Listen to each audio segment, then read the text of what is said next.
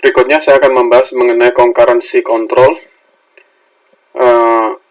koordinasi pada eksekusi yang bersifat bersamaan atau simultan dari transaksi pada sistem database multi-user disebut sebagai concurrency control. Tujuan dari concurrency control adalah memastikan bahwa serializability dari transaction pada environment database multi-user dapat berjalan dengan baik. Nah, untuk mencapai tujuan ini, kebanyakan concurrency control techniques itu berorientasi pada bagaimana menjaga isolation property dapat berjalan dengan baik. Bagaimana isolation property dari transaksi yang berlangsung secara bersamaan dapat berjalan dengan baik. Concurrency control itu adalah hal yang penting ya, karena pada eksekusi bersamaan dari transaksi terhadap database yang share database dapat menimbulkan beberapa masalah pada konsistensi dan integritas data. Terdapat tiga masalah yang mungkin, yaitu yang pertama adalah loss update, yang kedua uncommitted data, dan yang ketiga adalah inconsistent retrieval.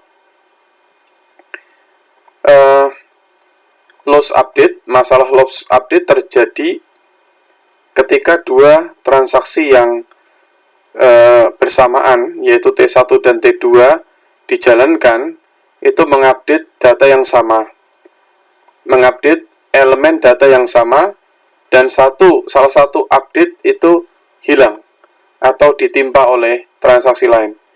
Untuk melihat ilustrasi dari loss update ini, kita akan memperhatikan pada tabel produk.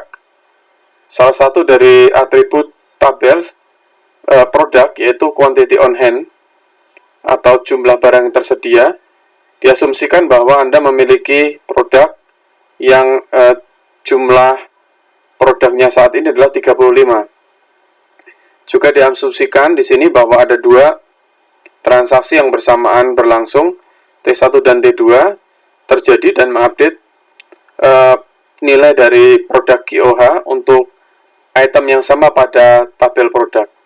Sehingga transaksinya kita dapat lihat pada tabel berikut ini, yaitu T1 membeli 100 unit, sehingga nilai produk QOH bertambah 100, dan transaksi T2 menjual 30 unit. Jadi dengan demikian jumlah barang saat ini berkurang 30. Tabel 10.3 menunjukkan bahwa kalau kalau proses ini berlangsung secara eksekusi secara serial, maka hal ini memberikan hasil yang benar, yaitu jumlah barang saat ini adalah 105.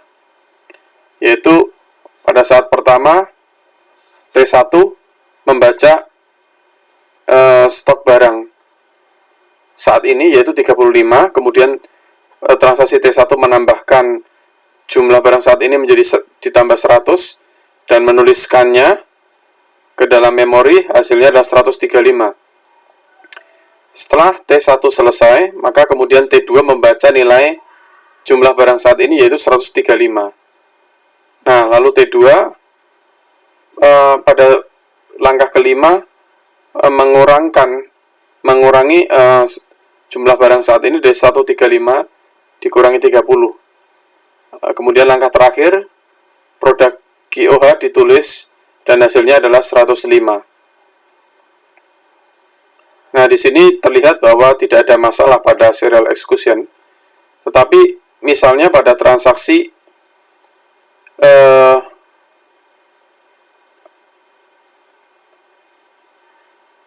misalnya bisa saja terjadi kesalahan ketika eksekusi berlangsung tidak secara serial ya, tapi ada transaksi yang bersamaan. Nah, jadi Misalnya suatu transaksi membaca nilai jumlah barang saat ini dari tabel sebelum transaksi sebelumnya itu sudah selesai. Jadi misalnya ada suatu transaksi dia membaca jumlah barang saat ini dari suatu produk, kemudian memprosesnya, tetapi ada transaksi lain yang membaca, padahal transaksi pertama belum selesai. Nah, misalnya transaksi T1, transaksi pertama belum selesai menyelesaikan keseluruhan proses, kemudian transaksi T2 sudah mulai dieksekusi, sehingga akan memberikan kesalahan yang dapat digambarkan pada tabel berikut ini. Jadi misalnya pada langkah pertama T1 membaca jumlah barang saat ini yaitu 35, kemudian T2 membaca jumlah barang saat ini 35. Lalu T1 menambahkan produk jumlah barang saat ini dengan 100. Lalu T2 menambahkan jumlah barang saat ini, mengurangi jumlah barang saat ini dengan 30. 35 kurangi 30 hasilnya adalah 5.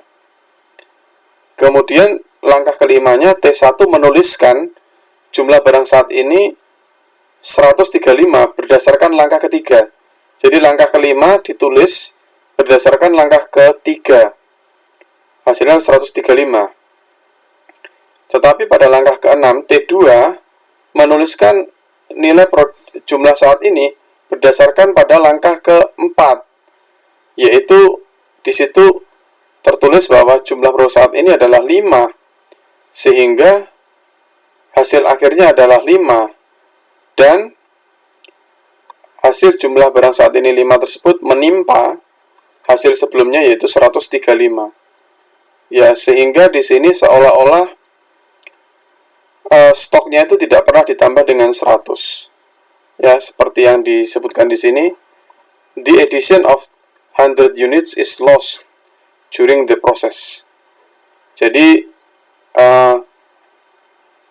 hasil akhirnya adalah 5 gitu ya. Karena ini adalah ada yang ditimpa, yaitu ada yang ditimpa di situ. Nah, berikutnya adalah uncommitted data, akan dibahas pada video berikutnya.